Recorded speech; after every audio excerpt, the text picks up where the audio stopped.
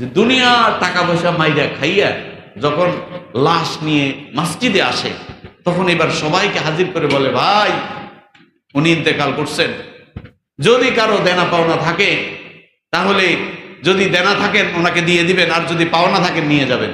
পরে যদি যায় এরপরে ওনার তো কিছু নাই, ওনার কিচ্ছু নাই। মনে রাখবেন, আপনি যখন জীবিত আপনি এমন ভাবে জীবন যাপন করবেন যাতে মারা গেলে অন্য আরেকজনের কাছে ক্ষমা চাইতে না হয়।